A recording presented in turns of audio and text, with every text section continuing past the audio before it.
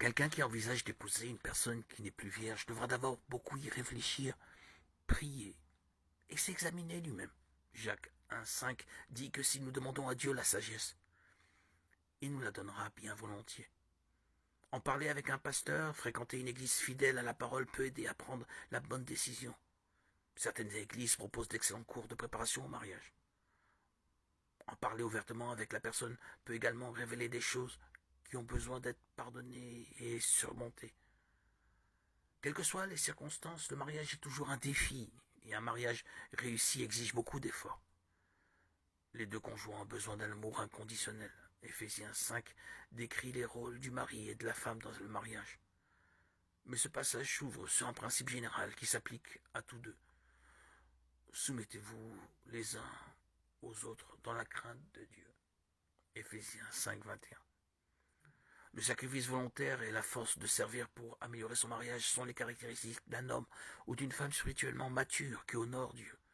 Choisir son conjoint avec sagesse selon ses qualités bibliques est important.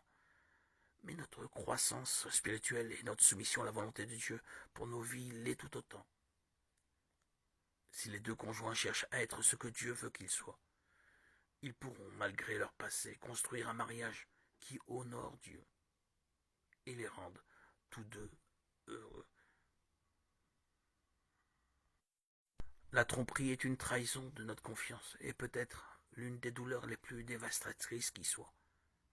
La souffrance d'avoir été trompé est souvent aggravée par un sentiment de vulnérabilité et de fragilité. Elle est souvent pire que celle causée par la violence physique. La tromperie mine les fondements de la confiance. David savait ce que c'était d'être trompé.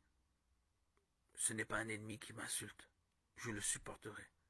Ce n'est pas mon adversaire qui s'attaque à moi. Je me cacherai devant lui. C'est toi, un homme de mon rang, toi, mon confident et mon ami. Ensemble nous vivions dans une douce intimité, nous allions avec la foule à la maison de Dieu. Psaume 55, 13, 15. Plus nous étions proches, plus cela fait mal d'être trompé. Jésus a lui-même fait l'expérience de la douleur d'être trompé. La tromperie la plus scandaleuse de tous les temps était celle de Judas, qui l'a trahi pour 30 pièces d'argent.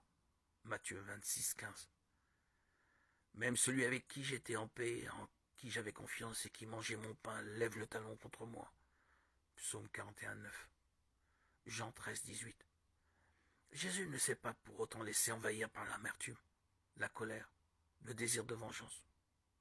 Au contraire, après le baiser du traître, il a appelé Judas son ami. Matthieu 26, 50. Être trompé fait mal, mais nous pouvons surmonter cette douleur par la puissance du pardon qui vient directement de Dieu. Au psaume 55, après s'être lamenté, David nous montre comment surmonter la douleur. Quant à moi, je crie à Dieu et l'Éternel me sauvera. Le soir, le matin, à midi, je soupire et je gémis, et il entendra ma voix. Psaume 55, 17, 18. D'abord, nous devons crier à Dieu, même si nous voulons nous venger de celui qui nous a trahis. Nous devons remettre cela à Dieu. Ne rendez pas le mal pour le mal, ni l'insulte pour l'insulte. Bénissez au contraire. Vous le savez, c'est à cela que vous avez été appelés, afin d'hériter de la bénédiction. 1 Pierre 3, 9. Ensuite, nous devons suivre l'exemple de Jésus.